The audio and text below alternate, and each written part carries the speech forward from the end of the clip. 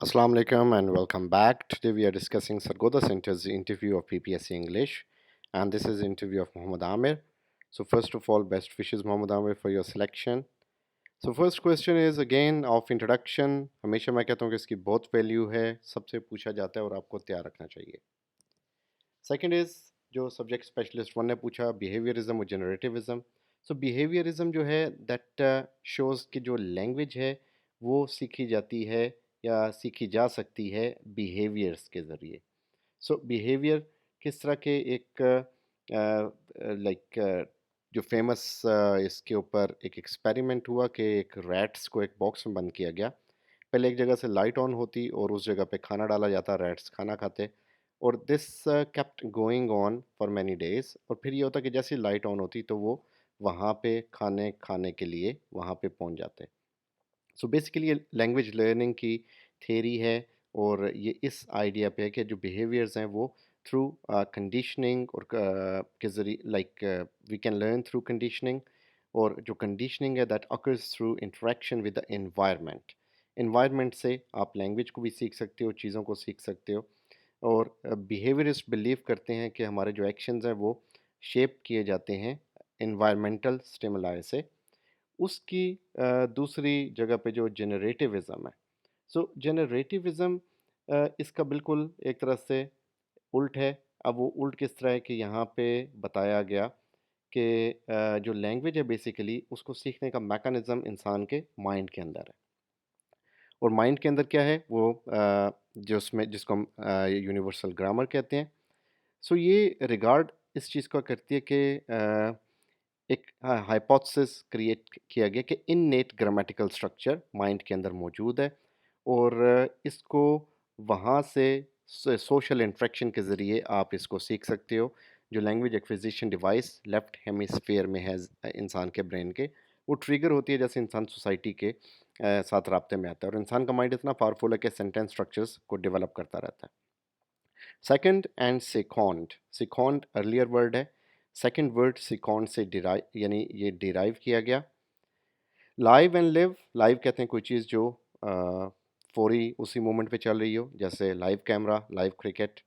Live to live, जीना, रहना. Gerund क्या है? जेरेंट में यह है कि नाउन जो है उसको हम कई दफ़ा वर्ब की फॉर्म में लेते हैं. So I am swimming, verb.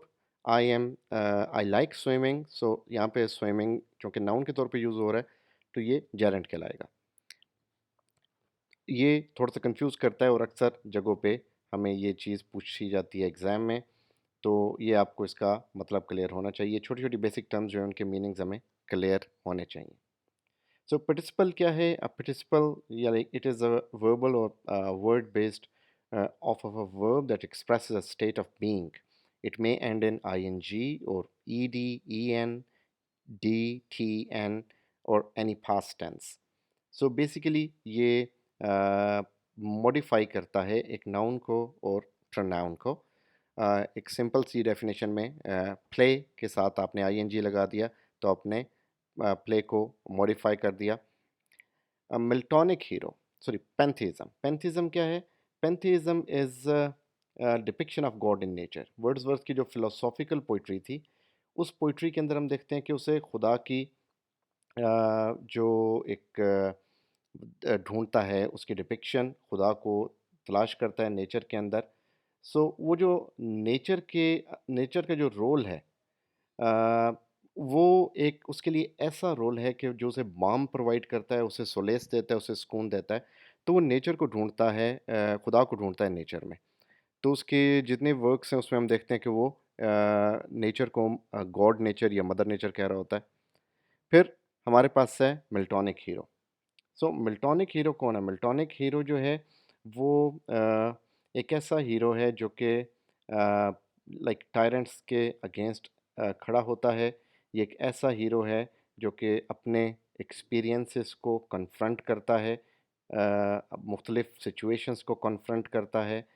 ये जो हीरो है फर्दर इसमें कन्विक्शंस ऑफ गॉड स्पिरिट हैं जो कि उसकी ज़ात के अंदर हैं और वो उसको अपनी डायरेक्शन के लिए ज़रूरी समझता है. तो बेसिकली ये जो है मिल्टॉनिक हीरो, इसको हम देख सकते हैं इसके वर्क्स के अंदर जो कि प्रेवलेंट हैं। फिर मेटाफिज़िकल पोइट्री वो है जिसमें हम conceits, far fetched imagery, love for travelling, love for knowledge, love for geography और फिर एक्सप्लोरिंग, स्पिरिट ऑफ रिनाइसेंस और प्लेटोनिक लव, ये सारा कुछ इसके अंदर है। ड्रामा क्या है? That is a piece of literature that is meant to be performed on stage. Climax क्या है? वो सिचुएशन जब उस प्ले में कॉन्फ्लिक्ट आता है और कॉन्फ्लिक्ट के बाद क्या होता है? That is denouement. और डिनोमा क्या है? Denouement is the falling action जिसमें रेजोल्यूशन की तरफ जा रहा होता है play. Protagonist is the central character जिसके करीब, जिसके आसपास स्टोरी मूव कर रही होती है। ज़रूरी नहीं कि वो हीरो हो, वो एक एंटी हीरो भी हो सकता है। तो स्टोरी जिसके करीब मूव कर रही है, आसपास मूव कर रही है, जिसका सेंट्रल फिगर वो है, तो वो प्रोटैगनिस्ट है। उसका जो ऑपोजिट होता है वो एंटागनिस्ट होता है। हीरोइन कौन है जो एक स्टोरी में कहलाई जाती है? हीरोइन को वैसे हम फीमेल प्रोटैगनिस्ट भी कह सकते हैं, फीमेल कैरेक्टर भी कह सकते हैं। तो ये क्वेश्चन बड़ा एम्बिगुअस सा है। सो इसका आंसर तभी समझ आएगा जब हमारे पास कॉन्टेक्स्ट होगा। So thank you very much. I hope आपको ये इंटरव्यू और सरगोदा का जो ये पहला इंटरव्यू मैंने शेयर किया आपको समझ आ गया होगा। इस चैनल को ज़रूर सब्सक्राइब कीजिएगा और सबसे शेयर कीजिएगा। Thank you very much. अपना ख्याल रखिएगा। अल्लाह हाफ़िज़।